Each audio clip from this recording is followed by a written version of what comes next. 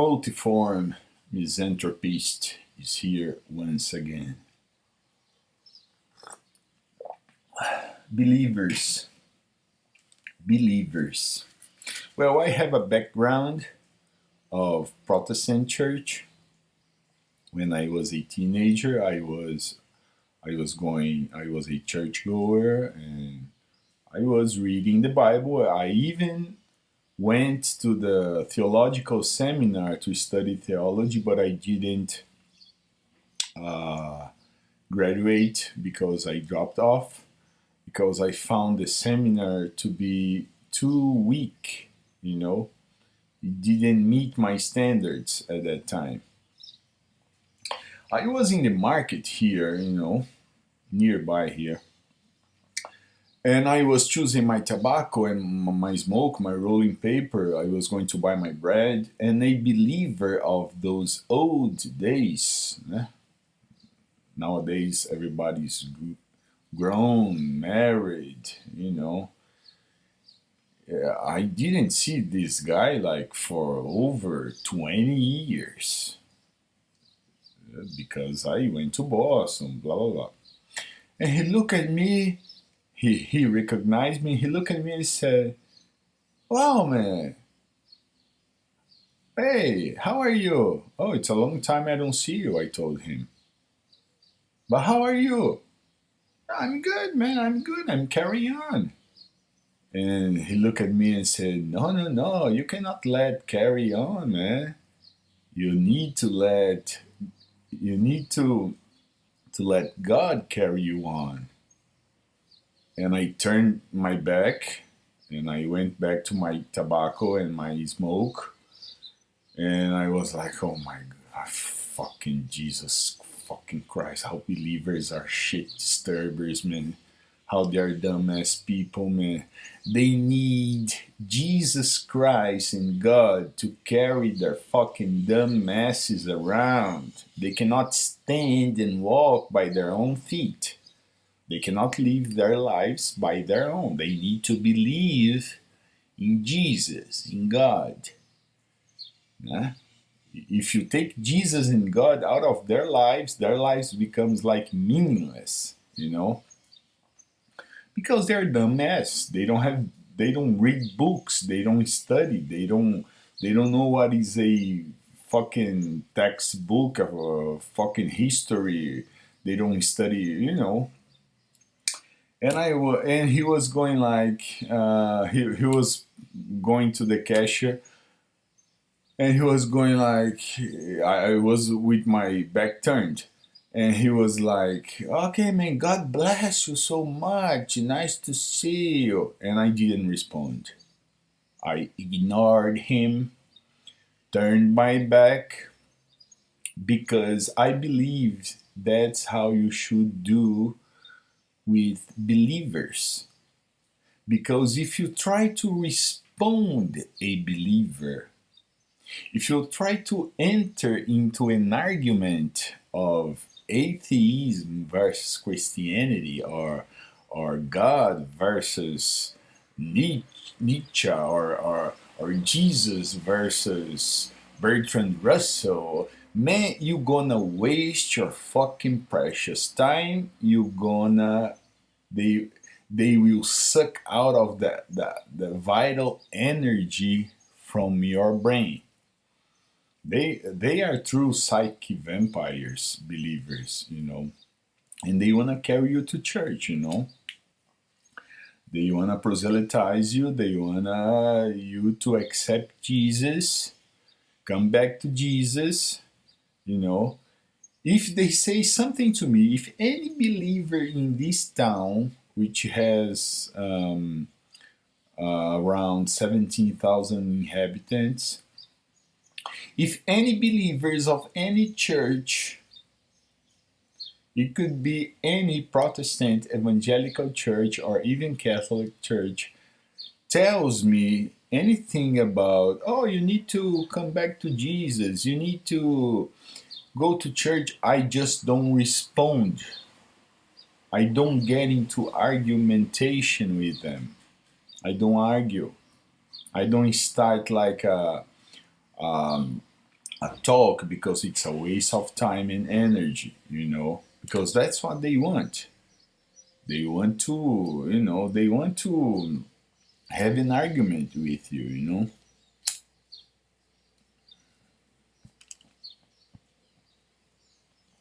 Because when you are dumb, stupid ass, when you are a shit disturber, when you are a believer so dumb that you, for example, like this guy, for example, never read Bertrand Russell, he never read Nietzsche, he never read Sartre, he never read books of cosmology like Stephen Hawking or Carl Sagan or Neil deGrasse Tyson or or he never studied like Freud or this guy is so fucking stupid, man. The only argument he's gonna have for you is like Jesus loves you. Jesus loves you, man. Jesus loves you. God's gonna carry you on. God's gonna bless you. That's the only argument. So ignore, avoid. I hate believers, man. Well, I don't hate my. I what I think about my past link with the church. I think it was productive. It was not like, oh wow, we were a believer. I was a believer, so nothing was productive in that time. Actually, I started studying the Bible and I read the Bible. I have read it 10 times already, nine in Portuguese and one in English. But 9 times was only in that time of church,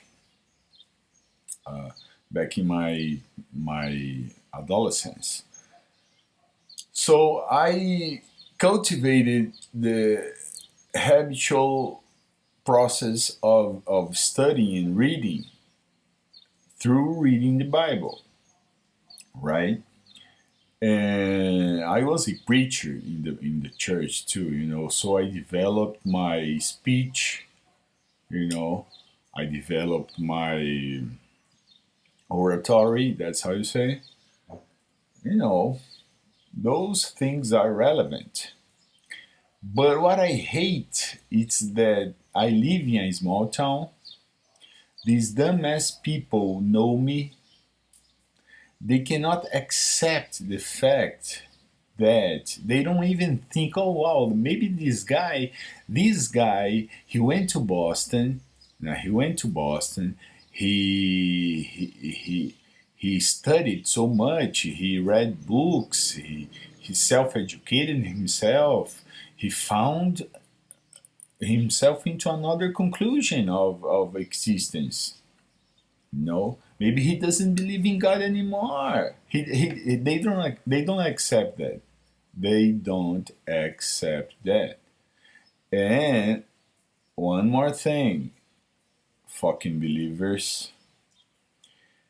When I was an adolescent, I saw a flying saucer here in this quarter. But can they understand that? Can the dumb fucking assholes understand that? No. So I have a totally different view of Jesus and God and Elohim and the Bible. I don't think it's all bullshit. I myself am trying to find out a good explanation for all the phenomena in the Bible, which seems to be flying saucers, like Prophet Ezekiel, chapter 1, chapter 10, and the whole book of Ezekiel. I think it's Genesis chapter 18 or 19, before the angels, the three men, not angels, the word angel means messenger. The three messengers were talking to Abraham and Sarah, before they went to Sodom and Gomorrah. And one of them were Yahweh. No, and he was eating, man. Abraham offered food. Those people, those ancient people, used to talk to Elohim. No, we have all written that. And I have a flying saucer here, which is connected to my time in church. So it's not so simple for a fucking believer to come up to me and say, "Oh, God's gonna carry you. God's gonna carry you." Come on, man. Go read the books I have read. You know, at least go read the books I have read. Man, the flying saucer, I don't know, man. The flying saucer, I wish I could stick it up inside someone's ass and take it out from the mouth and say, "Here it is, you know. Now you deal with it." If it's Elohim, it's Anunnaki, if it's Jesus coming back, I don't know. It's here. It's real. So, man, shit disturbers, believers, dumbass people, they kind of irritated me, man. They kind of irritated you. You got to avoid them. You got to avoid turning your back to them, you know, because if you start to enter into an argumentation, you're gonna waste your fucking precious time and energy. And one thing, these believers, man, they have the custom here to visit people in their homes without asking for permission. They come knock at your door like a Jehovah's Witness, you know. But Jehovah's Witness, maybe they just don't come into your home. They stay outside. They just talk a little bit. They give you a pamphlet, you know. That's how you pronounce pamphlet.